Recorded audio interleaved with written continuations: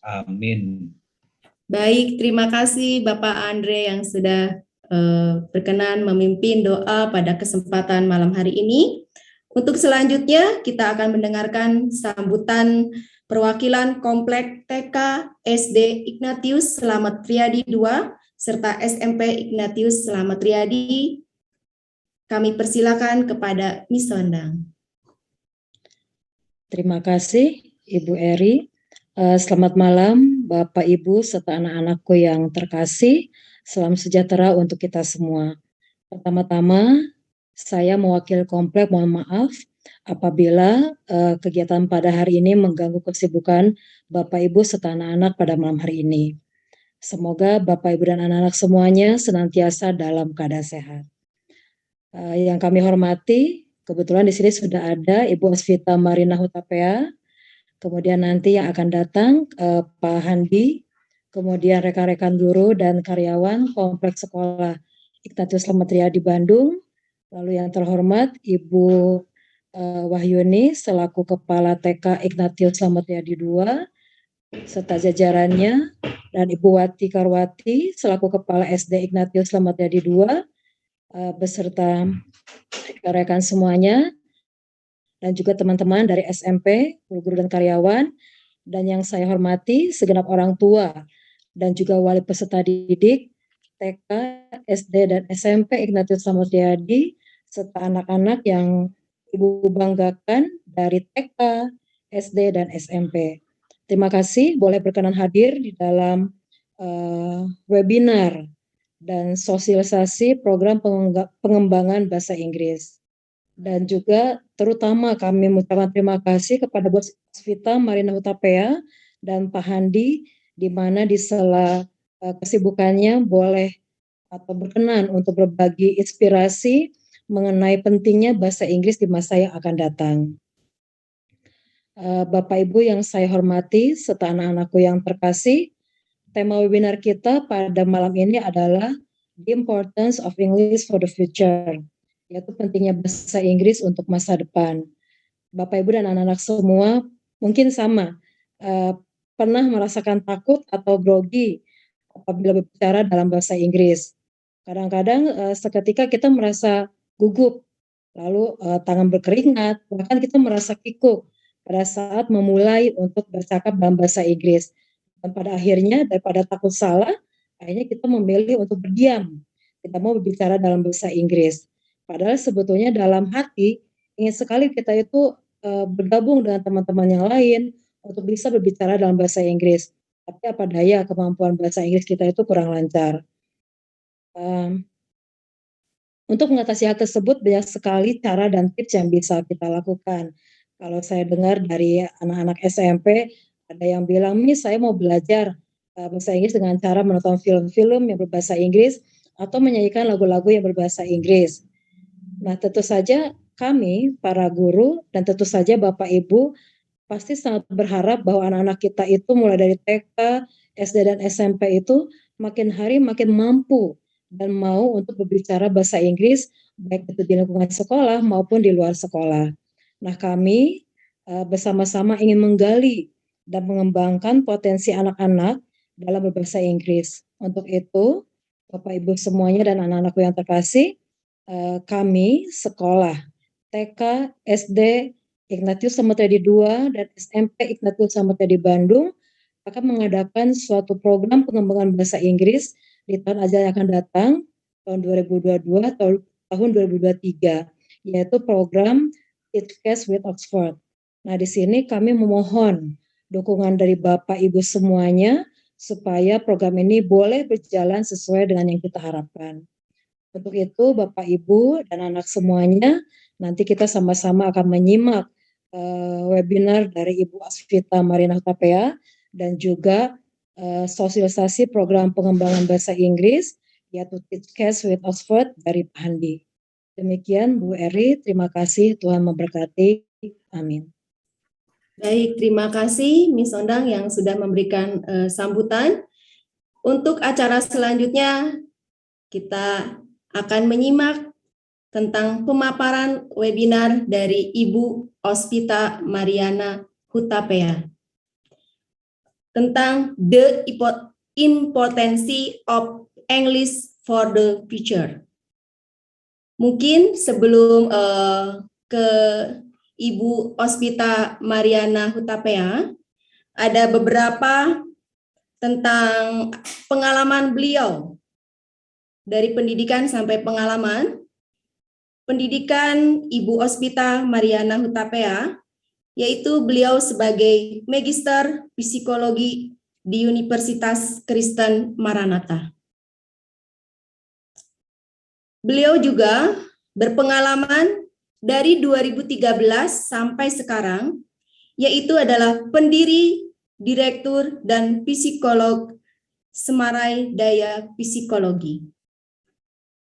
Yang berikutnya, aktivis gerakan pendukung remaja, perempuan, dan keluarga Semarai Daya Psikologi. Ibu nanti kalau ada yang salah mohon dikoreksi.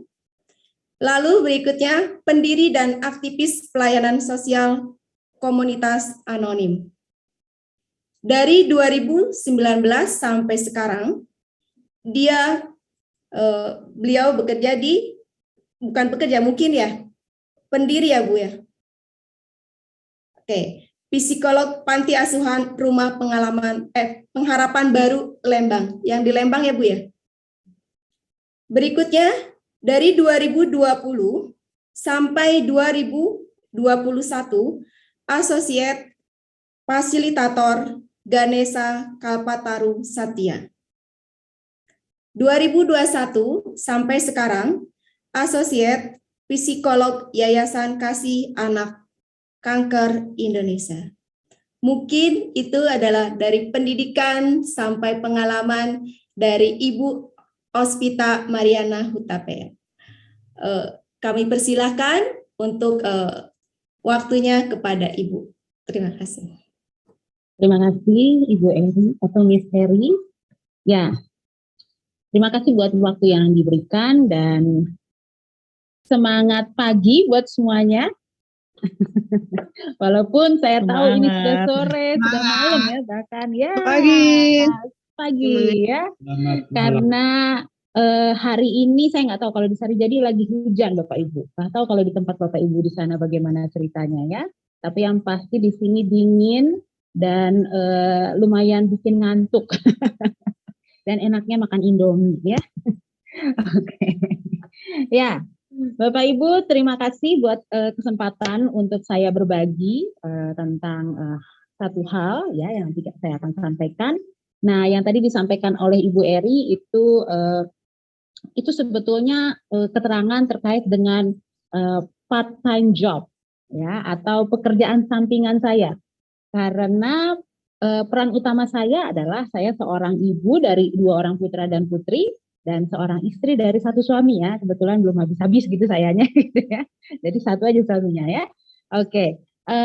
Dan di kesempatan kali ini yang mau saya bagikan adalah sesuatu yang sebetulnya sesuatu yang sehari-hari kita hadapi ya. Dan ini menarik karena judulnya The Importance of English in the Future ya. Seperti itu. Nah, jadi kalau kita bicara tentang bahasa Inggris atau bahasa asing, ya seperti yang tadi disampaikan, di-sharingkan sedikit dengan Ibu Sondang ya, jadi kita juga dari dulu pasti belajar bahasa Inggris ya, tapi banyak kendala-kendala yang membuat kita jadi ragu, nggak pede kalau ketemu orang bule, kalau bisa kabur aja, terus diam-diam aja, tiba-tiba sakit gigi, nggak mau ngomong gitu ya, karena malu gitu ya. Atau ragu dengan kemampuan berbahasa Inggris. Ya, jadi itu problematika yang dihadapi oleh kita sebagian besar orang Indonesia ya, atau orang Asia ya, yang kurang terampil dalam berbahasa Inggris gitu. Saya pun sedang belajar sebenarnya. Kalau dibilang jago-jago banget, itu mah cuma gaya doang. Aslinya grammarnya juga ya sana kemari. Nah, tapi kalau kita bicara soal berbahasa, prinsipnya itu kan sebetulnya menyampaikan informasi ya Bapak Ibu ke orang lain. Pada prinsipnya kan begitu ya, menyampaikan informasi, menyampaikan sesuatu dari diri kita ke orang lain gitu ya. Apakah kemudian nanti terjadi percakapan ya bisa jadi seperti itu. Nah, Tapi kalau kita perhatikan loh Bapak Ibu, anak-anak kita sekarang, wah itu luar biasa loh. Luar biasanya apa? Karena mereka bisa belajar bahasa Inggris itu medianya macam-macam. Kalau kita dulu, seingat saya ya, zaman saya tuh saya baru belajar bahasa Inggris di SMP. Itu zaman saya, yang mungkin nggak tahu Bapak Ibu sepantaran saya nggak usianya kira-kira. Oh kayaknya saya jauh lebih muda ya dari Bapak Ibu semua ya. Nggak apa-apa lah, agak GR ya, katanya lebih baik GR daripada minder gitu ya. Nah, jadi di situ kalau saya ingat-ingat dulu belajar bahasa Inggris benar yang kata Ibu Sondang. Ada juga dari lagu. Kalau saya kebetulan karena saya suka nyanyi, saya belajar dari lagu gitu ya. Belajar lagu dari lagu zaman orang tua saya dulu sampai dengan zaman-zaman saya yang bahasa Inggris, saya justru jadi kaya kosakatanya dari lagu. Nah, tapi kalau dilihat ke anak zaman sekarang, ke anak-anak saya aja, mereka belajar dari YouTube, dari TikTok, kemudian dari games. Ya, kalau lagi main games online itu mereka ada banyak kata-kata bahasa Inggris yang dituliskan, atau kemudian mereka bisa main dengan temennya, main game gitu, dan mereka saling berbahasa Inggris karena temannya dari berbagai lokasi yang berbeda, bahkan ada yang dari luar negeri juga gitu. Nah, jadi ada potensi gitu anak-anak kita untuk belajar itu secara mandiri bahkan gitu dalam berbahasa Inggris ya. Nah, tetapi persoalannya kemudian bisa kalau kita perhatikan, mereka bisa jadi belum paham tentang berbahasa Inggris yang baik dan benar, seperti halnya bahasa Indonesia yang baik dan benar gitu ya. Nah, lalu ada hal-hal yang lain yang sebetulnya nggak cuma bisa bicara bahasa Inggris. Karena kalau menurut saya belajar bahasa asing ya, ada aspek-aspek lain yang penting juga gitu ya.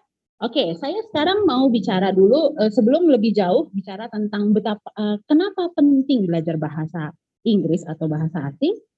Tapi sebelumnya saya mau mengajak kita untuk memahami bagaimana kemampuan manusia berpikir untuk mempersiapkannya mempelajari bahasa asing ya di luar bahasa ibu gitu ya. Atau nggak usah bicara soal bahasa asing dulu, tapi bicara tentang bahasa. Bagaimana perkembangan kemampuan berpikir manusia, terutama anak-anak, dalam mengolah informasi terkait dengan bahasa. Oke, saya share screen ya. Baik. Mudah-mudahan sudah terlihat, Bapak Ibu?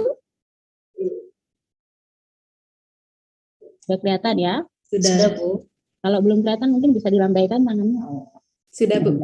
Dari kesalahan atau di mana gitu ya. Oke, di sini sih kelihatan. Oke, terima kasih. Nah, ya sesuai dengan judulnya ya, tadi saya sudah sampaikan. Nah, kalau bicara tentang nih sedikit teori deh, sedikit teori. Saya percepat saja bagian ini karena sebetulnya ini bicara bagaimana kemampuan berpikir secara kognisi ya, kognisi itu kemampuan berpikir.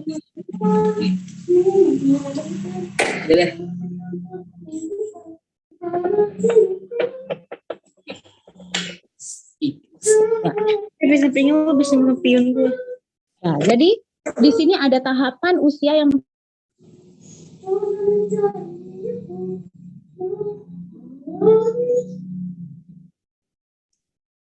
maaf saya dari tadi di mute apa ini ya nggak sengaja kali ya. Oke. Iya, lanjut ya. Nah, jadi kalau menurut Jean Piaget ya, beliau adalah seorang dokter dan dari terkait dengan perkembangan kognisi manusia, itu ada tahapannya. Yang pertama ada tahapan sensori motor, itu usia 18 sampai 24 bulan. Lalu berikutnya tahap praoperasional itu usia 2 sampai 7 tahun. Jadi dari mulai pra-TK, TK sampai dengan SD, mau masuk SD gitu ya, atau SD kelas 1. Nah, saya tidak usah bahas soal bagian yang pertama ya, yang sensori motor enggak, tapi saya menyesuaikan dengan kebutuhan kita di sini ya, dari TK sampai dengan SMP. Nah, di tahap praoperasional ini intinya adalah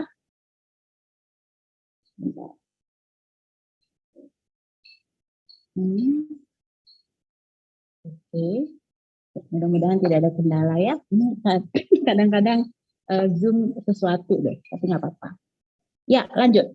Di tahap praoperasional itu gampangnya penjelasannya adalah ini di usia ini anak-anak lebih paham atau kemampuan berpikirnya masih pada tahap memahami simbol-simbol gitu ya. Jadi mereka belum bisa berpikir logis. Mereka nggak bisa menggabungkan informasi yang satu dengan yang lain. Mereka nggak begitu paham tentang sebab akibat. Kalaupun ada kepikiran sebab akibat, tapi sangat sederhana, terutama ketika udah mulai umur 7 tahun. Nah, di usia segini, makanya kalau kita mau bilang tentang belajar bahasa asing gitu ya, bahasa Inggris misalnya, maka bentuk materinya harus disampaikan sesuai dengan kemampuan berpikirnya. Jadi misalnya berupa gambar, berupa simbol, berupa warna, lagu-lagu yang sederhana, Twinkle Twinkle Little Star, How I Wonder What You Are, gitu ya. Itu kan sangat sederhana, pendek-pendek lagunya, pakai gerakan seperti itu ya. Jadi karena menyesuaikan dengan kemampuan berpikir usia segini, ya usia TK, pra-TK, TK sampai dengan awal SD, gitu ya. Seperti itu. Itu tahap praoperasional. Lalu yang berikutnya dari kemampuan kognisi itu ada tahapan berikutnya yaitu usia 7 sampai 11 tahun, itu namanya sebutannya tahap operasional konkret. Nah, jadi di sini anak-anak itu sudah mulai berpikirnya lebih meningkat ya dibanding usia sebelumnya. Dan mereka di sini sudah mulai bisa berpikir lebih konkret. Ya, konkret udah tahu mulai sebab akibat, tapi itu juga masih sederhana tapi sudah lebih maju dibanding usia sebelumnya. Dan ini sebetulnya mereka sudah mulai bisa berpikir logis walaupun tidak terlalu kritis, tidak terlalu mendalam ya. Nah, makanya di usia 7 sampai 14 tahun ini kelas-kelas 4 SD itu anak-anak sudah mulai tuntutan belajarnya akan lebih challenging atau lebih menantang dibanding kelas 1, 2 dan 3 gitu ya. Nah, seperti itu.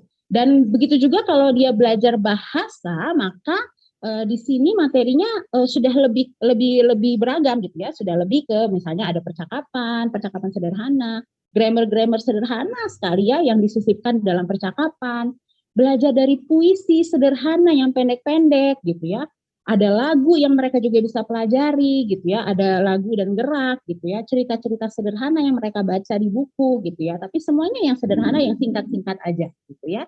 Nah, karena sifatnya masih konkret, jadi harus kelihatan bendanya gitu, baru mereka kebayang gitu ya, seperti itu. Nah, lalu yang lebih lanjutnya, nah begitu masuk SMP, ini dia, usia 12 tahun ke atas, itu namanya tahap operasional formal. Jadi di sini anak SMP, makanya kita bilang, atau anak SD kelas 6 mau masuk ke SMP, mereka udah mulai bisa berpikir lebih abstrak, ya. Jadi makanya di sini ide yang ada dalam kepala itu sudah mulai mereka bisa kaitin satu dengan yang lain sehingga menjadi sesuatu yang lebih besar gitu ya. Dan makanya kalau belajar bahasa Inggris mereka ini udah mulai ke dalam percakapan-percakapan yang lebih mendalam gitu ya. Yang lebih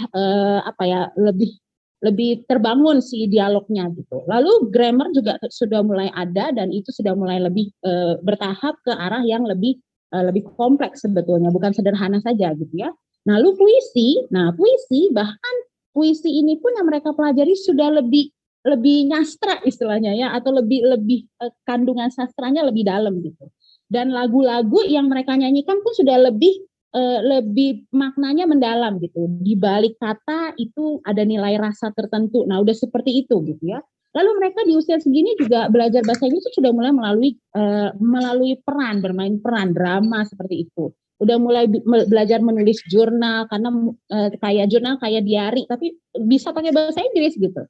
Karena mereka udah bisa menuangkan isi pikirannya ke dalam tulisan ya yang lebih mendalam gitu. Nah, seperti itu. Nah, kenapa ini saya perlu sampaikan?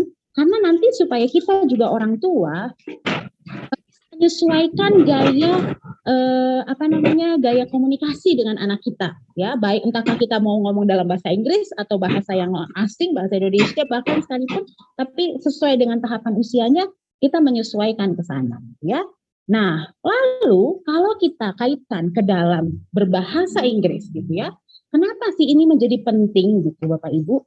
Ya seperti yang kita tahu sebetulnya kalau dibilang kita belajar bahasa Inggris saya rasa udah bukan sesuatu hal yang baru karena dari dulu kita juga belajar bahasa Inggris. Anak-anak sekarang juga belajar bahasa Inggris, tetapi tentunya materi pembelajaran yang disampaikan ke anak-anak sekarang sudah lebih berbeda karena disesuaikan dengan zaman mereka gitu ya. Dan kenapa itu menjadi penting? Karena memang kalau kita lihat di masa sekarang ya, di era globalisasi, digitalisasi gitu, anak-anak bersentuhan dengan orang-orang lain gitu ya, yang ada di belahan dunia mana gitu, seakan-akan sudah mendunia gitu ya, dan banyak sekali informasi yang disampaikan dalam bahasa Inggris.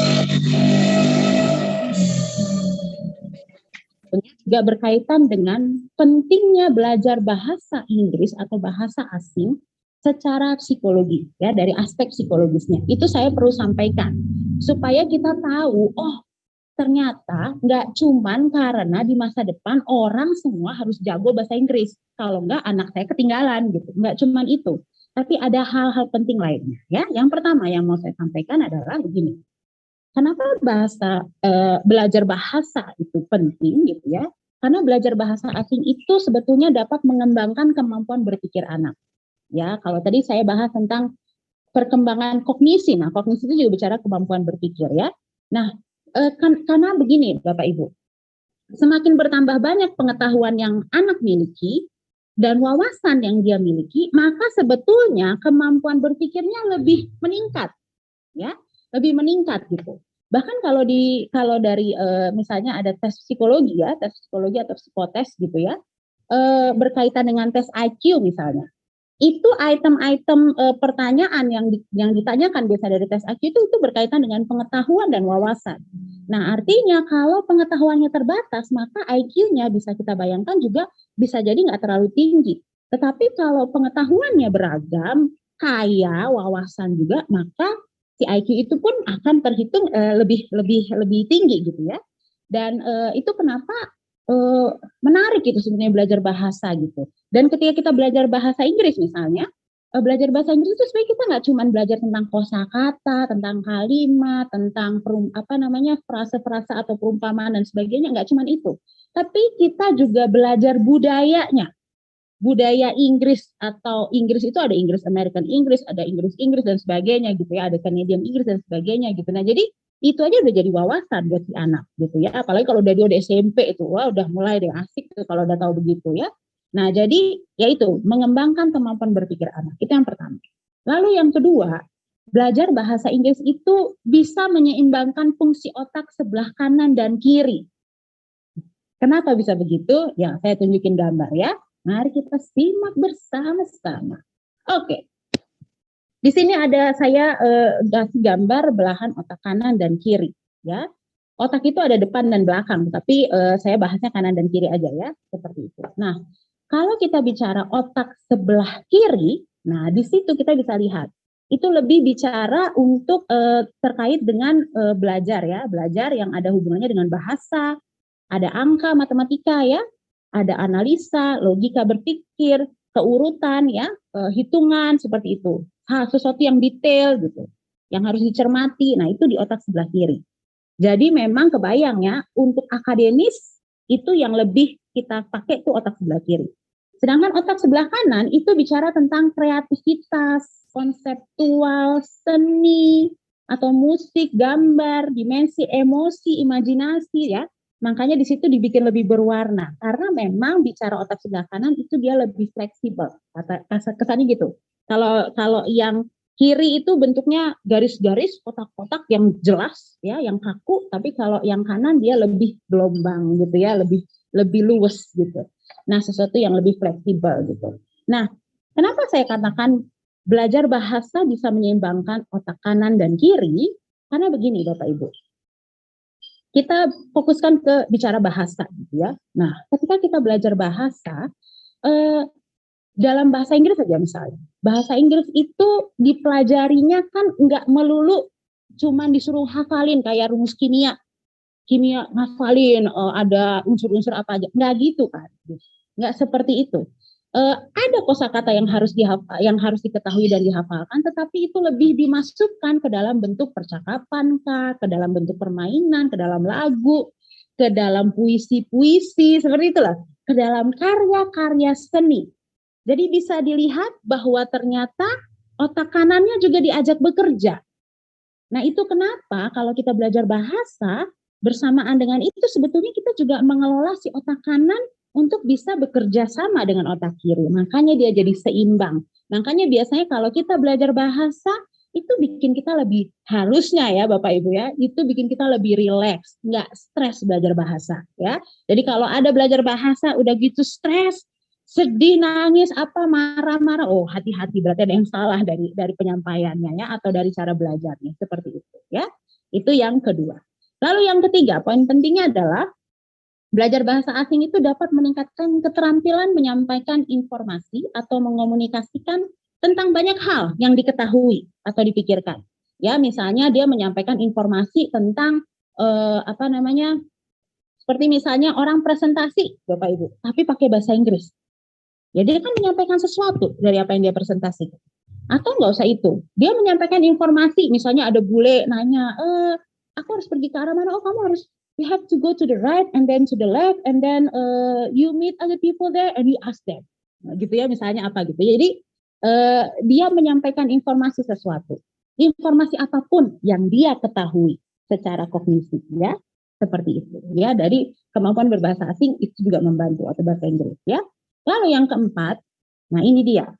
Ternyata belajar bahasa itu nggak cuma bicara bisa nyampein apa yang dia tahu, tapi juga belajar bahasa menyampaikan apa yang dia rasakan. Ya, bicara tentang perasaan, emosi. Makanya dengan belajar bahasa Inggris, nanti anak-anak bisa belajar untuk menuangkan I am sad, I am lonely, I feel so happy, gitu ya misalnya ya. Wonderful. Jadi ada kata-kata seperti itu kan mewakili emosi. Nah, jadi kadang-kadang ada satu kata dalam bahasa Inggris itu yang kemudian kalau diterjemahkan ke bahasa Indonesia bisa lebih dari satu kata untuk menjelaskan satu kata bahasa Inggris itu. Itu menarik gitu. Nah, jadi makanya belajar bahasa Inggris itu bisa mewakili ada kata-kata tertentu yang mewakili aspek emosi, sama seperti bahasa Indonesia ya. Nah, jadi kita jangan lupa, jangan berpikir bahwa belajar bahasa Inggris harus bagus demi nilai. Oh bukan, dia harus menikmati proses belajar bahasa itu. Karena bahasa itu juga merepresentasikan perasaan, merepresentasikan pikiran, seperti itu. Ya. Kemudian yang kelima, belajar bahasa asing itu ini dia, bisa nambah PD si anak ya. PD orang tuanya juga. Kalau anaknya jago bahasa Inggris, misalnya, wah, anak aku jago bahasa Inggris, wah bangga deh gitu ya. Bisa nih dipamerin misalnya gitu ya, atau enggak lah, maksudnya bisa diapresiasi gitu ya.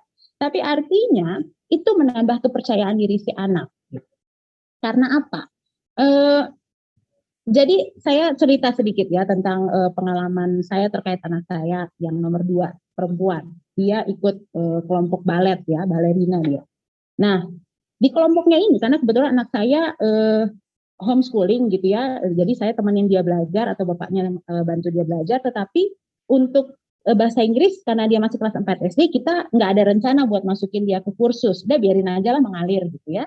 Nah ternyata di tempat baletnya itu teman-teman di lingkup pergaulannya itu sebagian besar di sekolah kata bahasa pengantarnya pakai bahasa Inggris. Nah lalu temannya bercastis-cus bahasa Inggris, terus dia nggak ngerti orang itu ngomong apa.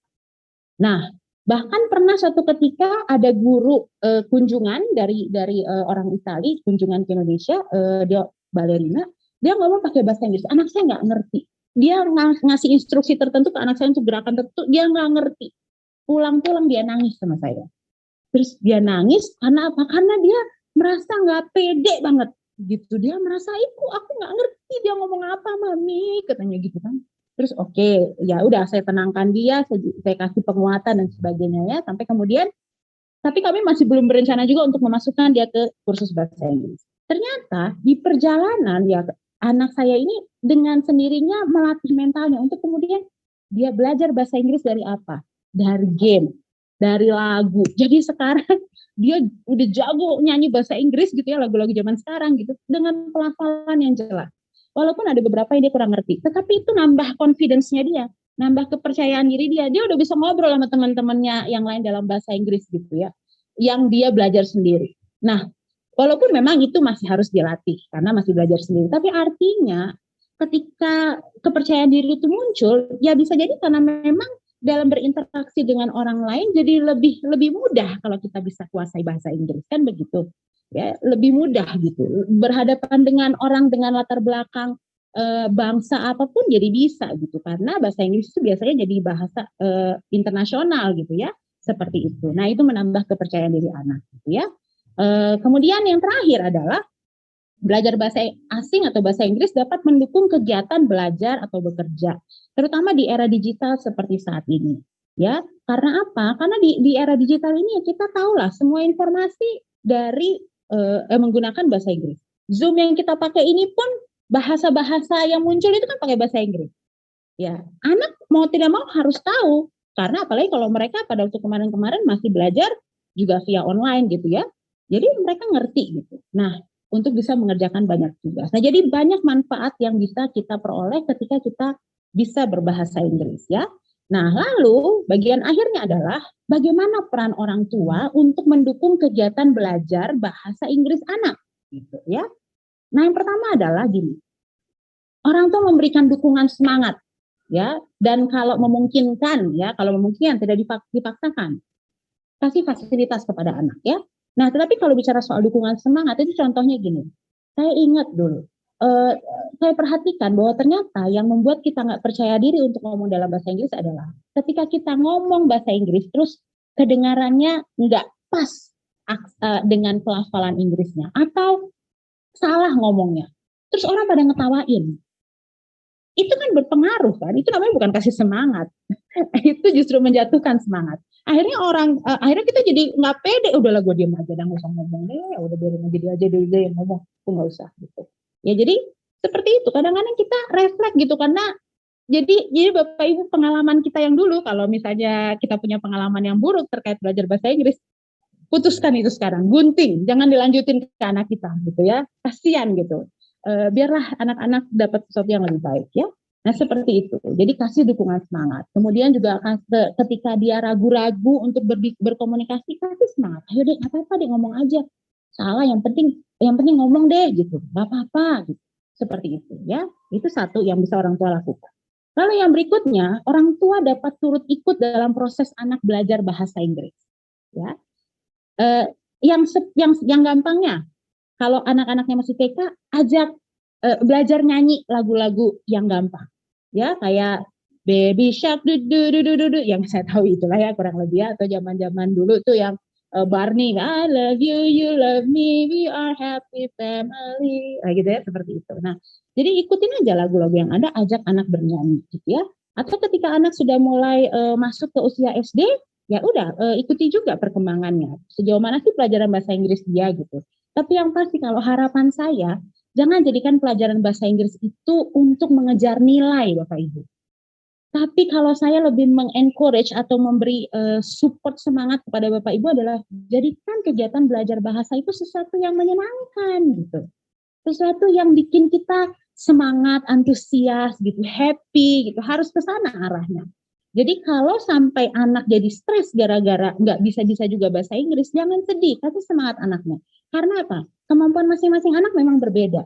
Jangan pukul rata semua. Anak itu bisa, anak saya kok nggak bisa-bisa juga bahasa Inggris. Nah, coba dicek gaya dia belajar seperti apa. Nah, itu di konteks yang lainnya. Tetapi itu artinya orang tua jangan ragu untuk ikut serta ke dalam kegiatan proses belajar anak. Bahkan ya kayak misalnya saya punya pengalaman anak saya yang pertama anak udah SMP. Waktu itu saya bisa bahasa Inggris, tetapi saya ingin memastikan grammar. Jadi saya sampai beli buku dan kursus, sempat beberapa kali pertemuan hanya untuk belajar grammar, supaya saya bisa ngobrol sama dia lebih asik, lebih ngalir gitu. Karena dia bahasa Inggrisnya jauh lebih jago daripada saya gitu ya, seperti itu. Tapi itu artinya orang tua berkontribusi dalam kegiatan itu, gitu ya, dalam kegiatan belajar. Lalu yang terakhir, orang tua juga perlu membuka diri terhadap pengetahuan tentang bahasa Inggris ya, agar bisa tetap memantau cara belajarnya sejauh mana. Apakah anak kita mengalami kesulitan dalam belajar bahasa Inggris gitu ya, karena itu sesuatu yang baru mungkin atau sesuatu yang kayaknya jelimet ya buat dia gitu.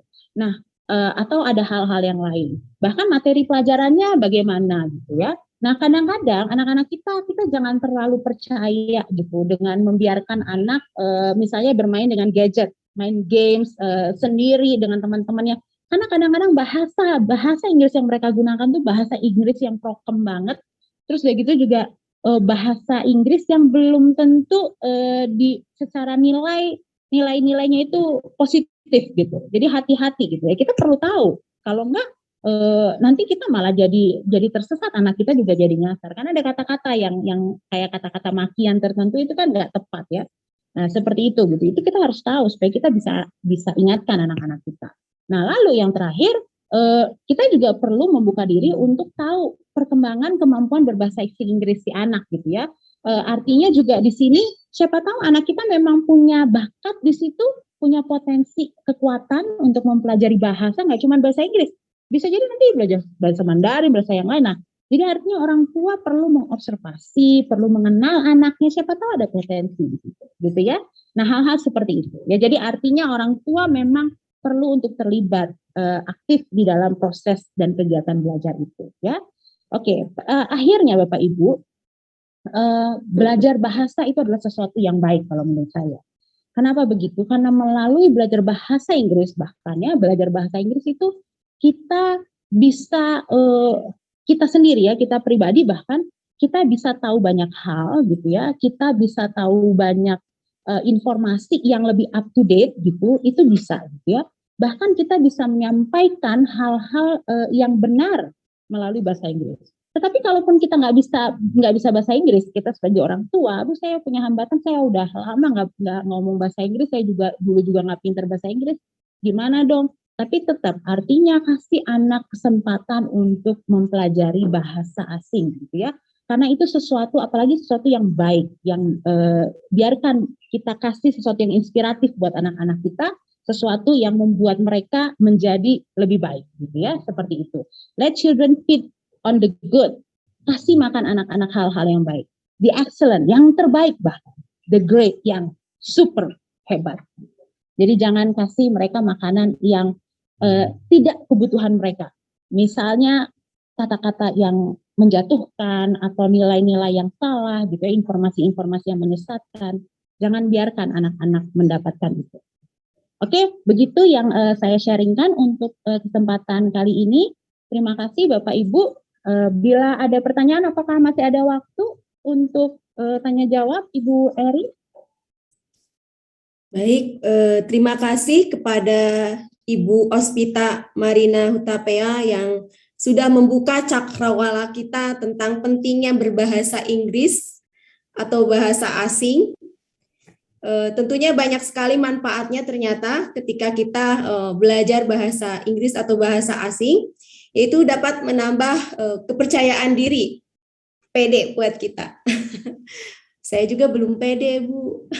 Masih nggak apa-apa, Bu, belajar lagi, Bu. Ya, saya mau belajar lagi. Mau belajar lagi. Tidak ada kata terlambat, walaupun mungkin saya sudah berumur, tapi saya mau belajar, Bu. Walaupun little sedikit-sedikit. Baik, banyak sekali manfaatnya buat kita, terutama buat anak-anak. Mari Bapak Ibu, bahwa bahasa Inggris itu ternyata penting, apalagi di era globalisasi ini.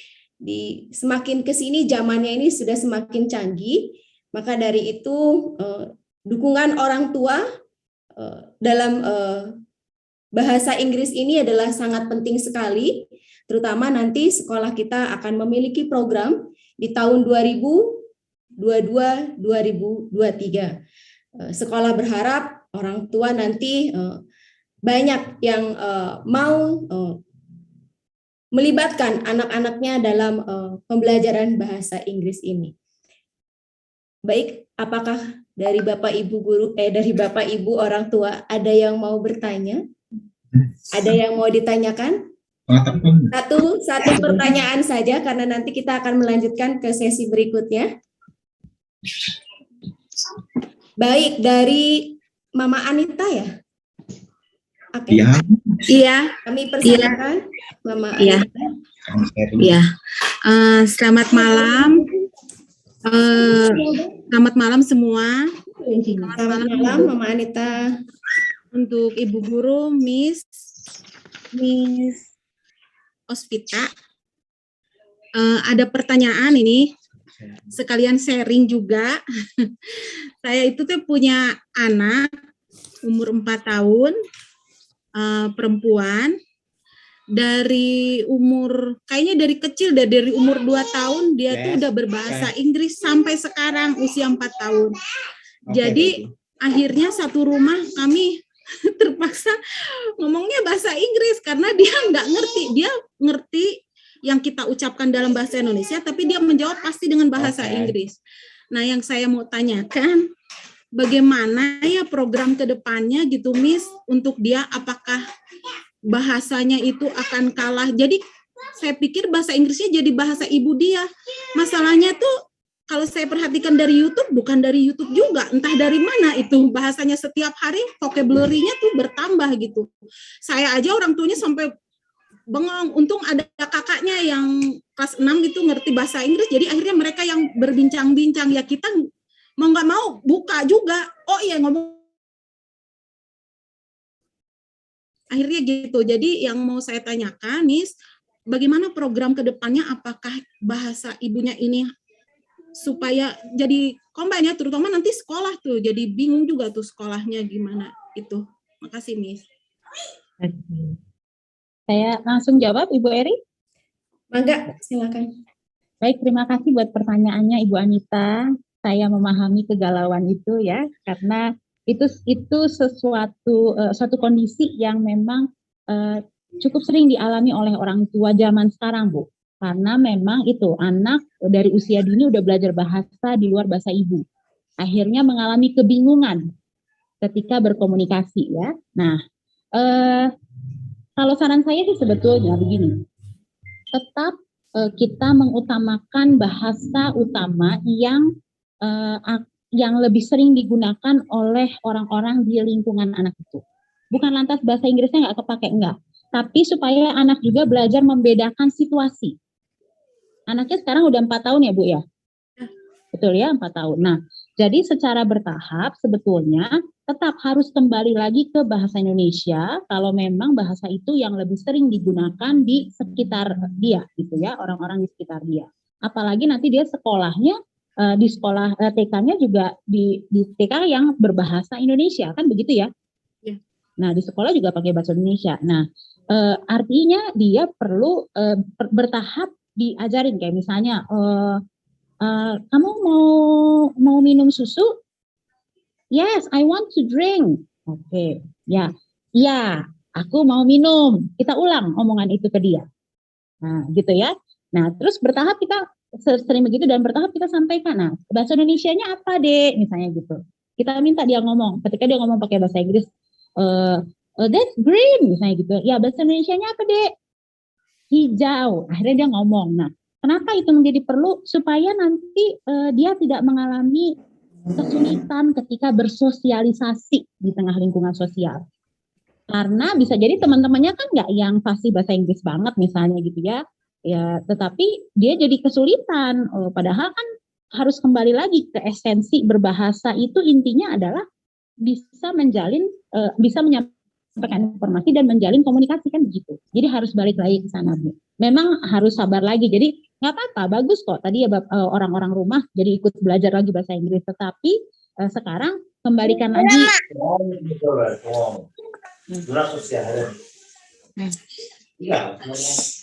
Artinya jadi dia bisa kemampuan belajar bahasa. Ada potensi yang kuat di situ. Jadi tinggal ibu atur lagi strateginya, gitu ya, Bu ya. Bisa dipahami sampai di sini? Ya, terima kasih, Miss. Baik, terima kasih kepada Ibu yang sudah sedikit memberikan ini ke Mama Anita. Bapak Ibu yang lain nanti jika ada pertanyaan nanti setelah pemaparan dari Bapak Handi. Baik, untuk sesi selanjutnya kita akan mendengarkan paparan dari Bapak Handi tentang sosialisasi program pengembangan bahasa Inggris Tiscas with Oxford. Kepada Bapak Handi, tidak ada. Kami persilakan. Beliau sebagai Account Manager of PT Indomobil Edukasi Utama. Kepada Bapak Handi, kami persilakan. Selamat malam Bapak Handi. Ya, selamat malam Ibu Eri, Bapak Ibu sekalian. Baik, terima kasih. Oke, mungkin saya akan undang juga ya Mr. Ken Holiday. Mungkin tadi saya bilangnya di jam 7, tapi ternyata lebih cepat. Kita sambil tunggu sebentar ya Bapak Ibu. Mungkin sambil menunggu, mungkin saya ingin putar dulu ya video terkait dengan program kita Teachcast Oxford gitu, supaya ada gambaran dulu nih sedikit.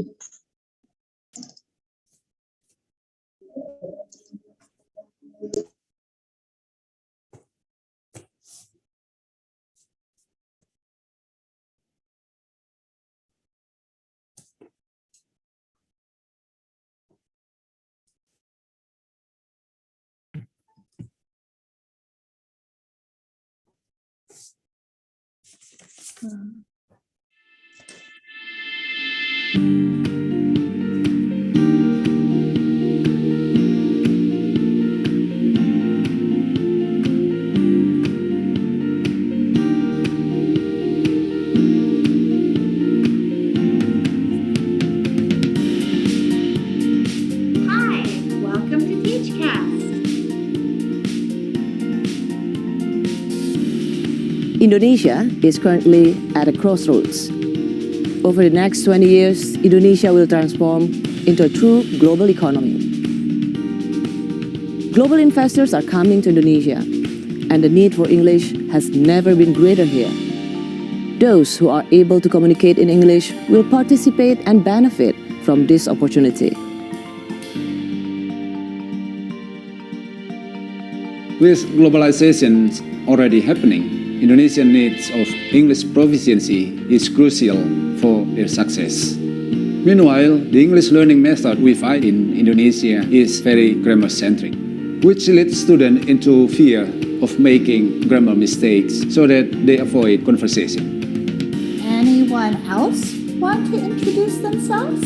All right. My name is Clara. I like singing. I like singing too. Nice job. Next, gymnastics. Gymnastics. Very nice job. That's when we meet Teachcast with Oxford. Hi, welcome to Teachcast. I love to be part of this class. Yeah. In early class, we don't know each other. We not too much talking. We just silent. We are passive. But by going the class, we engage. We know each other. We talking. We share everything. Teachcast provides an English learning program which emphasized on real-world communication skills, so that students learn not only how to speak, but to equip them well in the real world. From conversational English the student needs in day-to-day life to persuasive English they can use in meetings, negotiations, and discussions.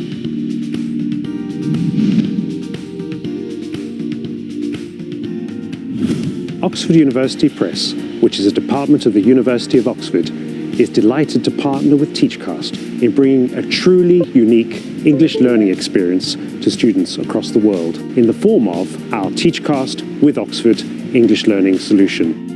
This solution will help to change the lives of students across the world by allowing them to improve their English fluency and so better participate in the global economy. It's now your time to learn with Teachcast and brighten your future.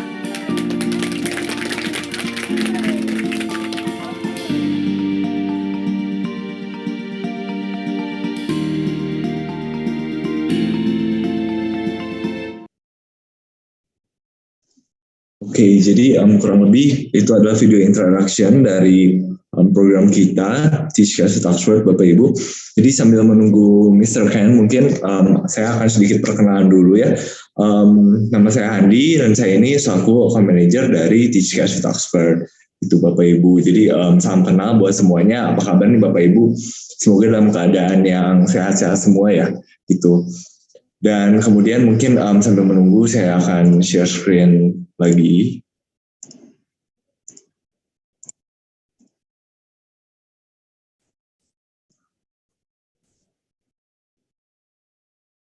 Oke, jadi kita ini dari PT Indomobil Edukasi Utama, Bapak Ibu, gitu, untuk membawa program ini Teachers at Oxford ke Indonesia. Jadi perusahaan kita ini basically adalah perusahaan yang bergerak di bidang otomotif gitu ya. Kalau Bapak Ibu mungkin ada yang punya juga mungkin produk-produknya di sini kayak Suzuki, kemudian Nissan, Audi, VW, Hino untuk truknya gitu ya. Kemudian juga kalau misalkan kita juga ada di bidang energi juga, dan kemudian ini adalah satu perusahaan kami yang bergerak di bidang edukasi.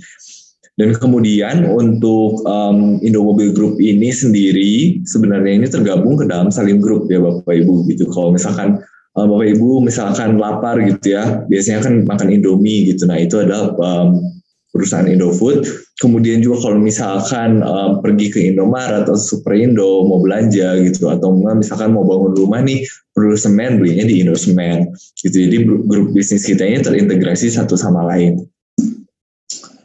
Oke, jadi tadi seperti yang sudah dijelaskan oleh Miss Osvita juga ya gitu, kalau misalkan Indonesia ini bertumbuh gitu ya, globalisasi terjadi, banyak sekali investor asing masuk ke Indonesia saat ini, dan kita membutuhkan masyarakat yang bisa untuk berkomunikasi bahasa Inggris gitu. Tapi tantangannya untuk anak-anak kita kebanyakan masih pada takut ya untuk ngomong bahasa Inggris gitu, masih belum bisa untuk berbicara sih basically gitu untuk berbahasa Inggris. Nah, secara keseluruhan pun sebenarnya kalau kita ngelihat ini untuk bahasa Indonesia sendiri, untuk di Indonesia sendiri sebenarnya tingkat kemahirannya masih cukup rendah ya gitu.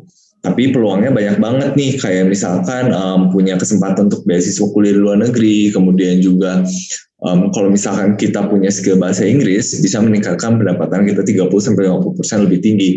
Jadi bahasa Inggris ini penting banget untuk dunia kerja gitu. Nah, tingkat kemahiran bahasa Inggris di setiap industri tentunya berbeda-beda ya. Mungkin ada yang lebih banyak digunakan di consulting, professional service, atau di media sports entertainment, atau kerja di hotel, itu kan lebih sering digunakan. Tapi secara keseluruhan, ini untuk kecakapan bahasa Inggris ini hampir dibutuhkan di seluruh industri. Gitu. Dari umpan balik media pun menyatakan bahwa orang Indonesia ini sebenarnya tak jago untuk presentasi dan juga bahasa Inggris. Kemudian apabila kita pintar grammar, ini sebenarnya belum tentu nih kita ini pintar untuk berbahasa Inggris. Oke, mungkin Ken, are you here? Sepertinya Mr. Ken sudah hadir di sini. Can you hear me, Ken?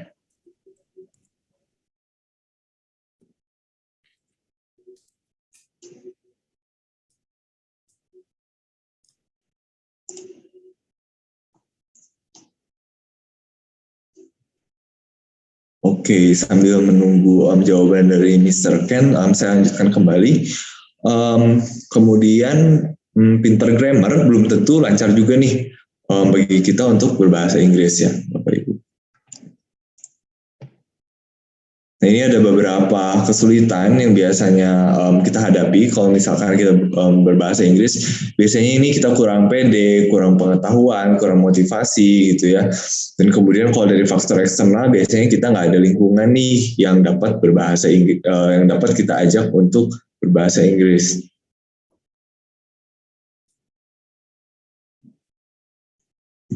Dan juga apabila misalkan kita belajarnya secara otodidak. Okay, Mr. Ken Holiday, are you here? Hey, Andy, how are you? Good, how are you doing? Or good evening. Yeah, good evening. Okay, so you wanna say something and then I'll help with the translation, okay?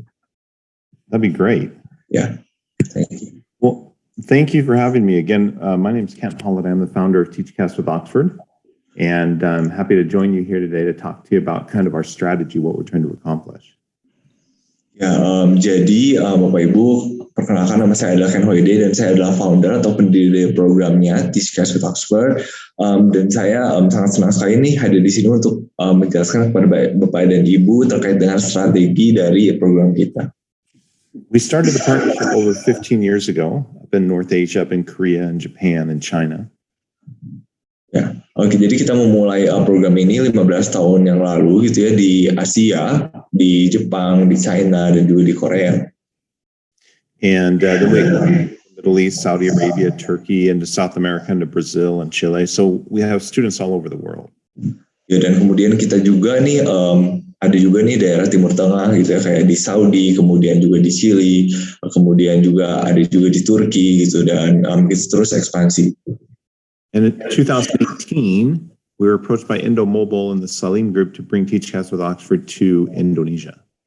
Ya, dan pada tahun 2018 ini kita didatangi atau di approach gitu ya sama Indomobile Group untuk membawa program TeachCast with Oxford ini ke Indonesia. And we looked at the Indonesian market and saw the growth that was taking place, and we're really excited to be in Indonesia.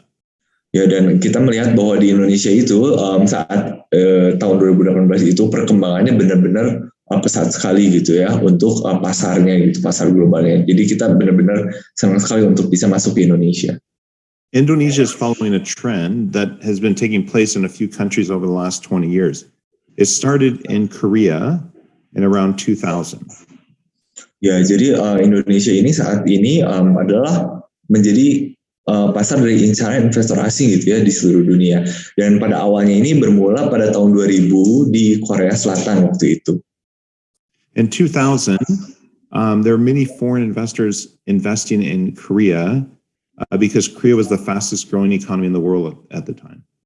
Ya, jadi pada tahun 2000 itu banyak sekali investor asing nih yang benar-benar menginvestasikan uangnya di Korea Selatan karena saat itu Korea menjadi ekonomi yang berkembang dengan pesat sekali gitu untuk negara tersebut. Investors were investing in banking, automotive, telecom, manufacturing. I was there at the time heading a company investing in telecom. Ya, jadi banyak sekali investor ini berinvest gitu ya, menaruh uangnya di perusahaan telekomunikasi, di bank, di pabrik-pabrik, dan juga di industri-industri lainnya. Dan saat itu saya sedang ada di Korea Selatan nih, dan saya bekerja di perusahaan telekomunikasi. And every day, mothers like her on this call today would come up to me and say, "Will you teach my child English? Will you teach him to speak English?" Ya, dan setiap hari ketika saya di sana banyak ibu-ibu nih yang datang ke saya terus nanya ke saya gitu ya, kamu bisa nggak gitu ngajarin saya anak-anak saya ini bahasa Inggris? And they come up to my wife in the marketplace and say, "Will you teach my son or daughter English?" Every day, it would happen. Ya, dan setiap hari hal itu terjadi ya, saya terus ditanyain gitu. Ketika ada saya datang keluar kemana-mana itu ditanyain terus, bisa nggak ngajarin anak-anak saya untuk berbahasa Inggris? And working in telecom, I was trying to hire employees in Korea, and we need to find employees who could speak English. Ya, dan ketika saya bekerja di Telekom itu di Korea Selatan, kita ini membutuhkan karyawan-karyawan dari Korea ini yang dapat berbicara bahasa Inggris. And at the time, I realized that English is going to become a very important language in Asia. Ya, dan pada saat itu saya sadar bahwa bahasa Inggris ini akan menjadi bahasa yang sangat penting di Asia. And so I left telecommunications and started TeachCast with Oxford and partnered with Oxford to help students to learn English. Akhirnya saya meninggalkan perusahaan telekomunikasi ini dan kemudian saya membangun perusahaan sendiri dan kita beri nama TeachCast with Oxford untuk membantu anak-anak. In the last 20 years in Korea, if you're able to speak English as a student back then, you made 20 times more income than a student who did not speak English. So if you take people in Korea that are working today who speak English, they make 10 times more income. Ya, jadi dalam 20 tahun terakhir ini ketika saya bekerja di Korea Selatan dan saya melihat bahwa orang-orang yang dapat berkomunikasi menggunakan bahasa Inggris untuk karyawan-karyawannya ini, mereka mendapatkan pendapatan 10 kali lebih besar dibandingkan mereka yang tidak dapat berkomunikasi bahasa Inggris. In 2010, those same investors left Korea and went to China because now China was the fastest growing economy in the world. Ya, dan kemudian pada tahun 2010 investornya beralih ke China gitu ya, dimana karena pada saat itu China menjadi salah satu negara yang ekonominya berkembang dengan pesat. The same thing happened in students who speak English in the last 10 years in China have made 15 times more income than students who cannot speak English. Ya, dan dalam 10 tahun terakhir ini yang kita ngelihat bahwa anak-anak yang dapat berbahasa Inggris di China ini mereka mendapatkan pendapatan 15 kali lebih tinggi dibandingkan mereka yang tidak dapat berbahasa Inggris. Jadi itu beda ya, 15 kali kalau di China, kalau di Korea 10 kali lebih besar lagi. In 2019, those same global investors now have moved to Indonesia. Ya, dan pada tahun 2018 sekarang investor asing ini sedang berbondong-bondong datang ke Indonesia. They're investing in telecom, car automotive, manufacturing, banking, right? All kinds of industries they're investing in. Ya, dan mereka berinvestasi di banyak industri gitu, seperti di pabrik-pabrik gitu, kemudian di otomotif, di bank juga, dan lain-lain. And why? The reason is because right now Indonesia is the 10th largest economy in the world, number 10. Ya, dan kenapa hal itu terjadi? Karena saat ini Indonesia menjadi negara yang ekonominya terbesar di dunia gitu ya, terbesar ke 10.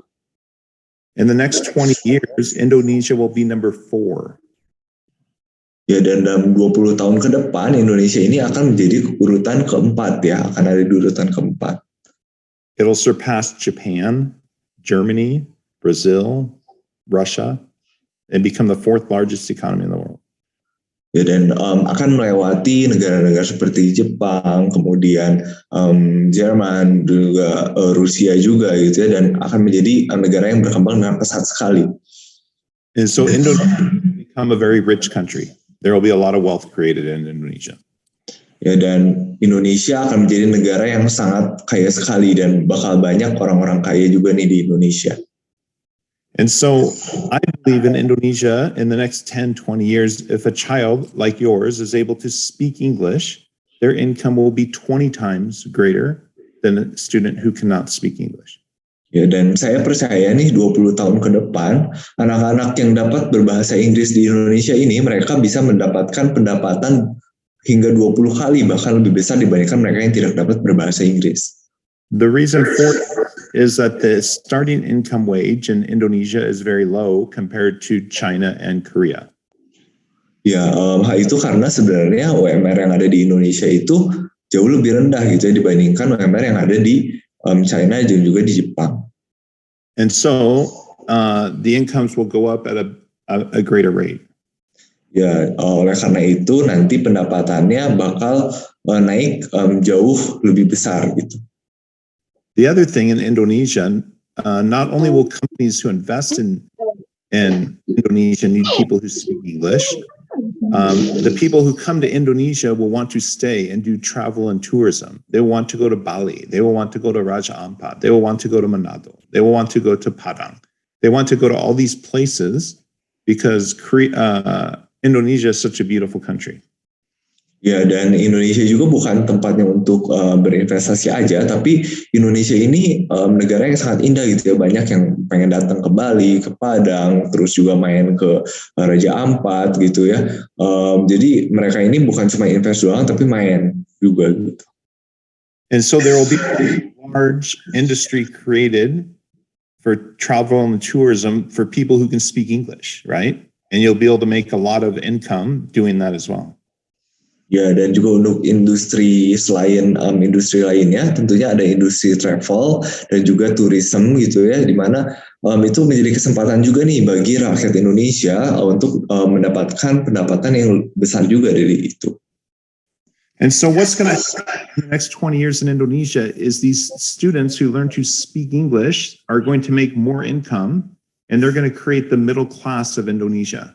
Right now in Indonesia, you have very few rich people and lots of working people. But in the future, you will have a middle class that will be formed by these students. Ya, jadi diharapkan nanti ketika 20 tahun yang akan datang, nih anak-anak yang dapat berbahasa Inggris ini dapat membuat middle class ya, kelas-kelas yang di tengah. Karena sekarang gapnya ini cukup besar gitu ya, antara yang orang-orang yang benar-benar kaya dan juga banyak orang yang miskin juga. Tapi nanti bakal ada penengahnya gitu ya, di mana nanti banyak anak-anak yang dapat berbahasa Inggris dengan baik. So it's such an exciting time to be a student in Indonesia right now. Ya, jadi sekarang ini adalah waktu yang sangat menyenangkan sekali gitu ya untuk bisa masuk ke pasar Indonesia sekarang. Never in the history of Indonesia has a working level family had an opportunity for their children to progress like in Indonesia today. Ya, jadi tidak pernah sebenarnya sebelumnya gitu ya di sejarah di Indonesia bahwa pekerja-pekerja yang dulu gitu yang bisa berbahasa Inggris juga gitu ya dapat berprogres dengan baik sekali gitu di saat ini gitu ya, benar-benar kayak waktunya banget nih untuk bisa berprogres. But it's happening now. 20 years ago, 30 years ago, too early. 20 years, 30 years from now, too late. Right? It's happening now. Because now Indonesia's economy is growing, now foreign investors are coming, now the opportunities are here. Ya, jadi kalau misalkan 20 tahun yang lalu mungkin kecepatan nih kalau misalkan belajar bahasa Inggris gitu ya. Kalau misalkan 20 tahun lagi baru belajar bahasa Inggris itu telat banget gitu. Tapi waktunya yang tepat kapan? Waktu yang tepat adalah sekarang gitu. Karena sekarang ini banyak sekali investor asing yang benar-benar lagi masuk dan ini adalah saat yang sangat tepat. Handy will talk to you about what the program is and how it works and the structure of it. But really the focus of our partnership is one focus. Our whole focus is helping your child to speak English. That's all we do. That's all we want to do is we want to help your child to speak English. Ya, jadi nanti saya akan menjelaskan lebih detail terkait dengan program Bapak Ibu. Tapi Mr. Ken di sini ingin menjelaskan bahwa program kita ini berkhusus dan berfokus gitu ya untuk membantu anak-anak dalam conversation atau percakapannya gitu untuk melatih percakapan mereka. So we're not here to replace your English teacher, right? Your English teacher teaches grammar, reading, writing, vocabulary better than an American teacher, right? We're here to help your English teacher and help your school administration to help your student to speak English with certified U.S. school teachers.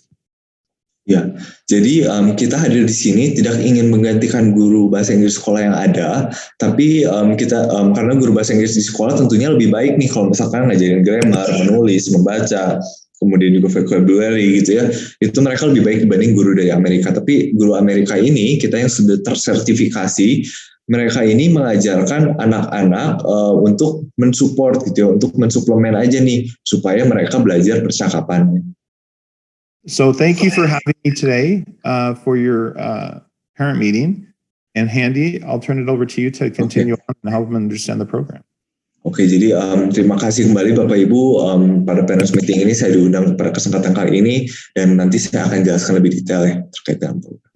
Oke, Ken. Thank you. Good night.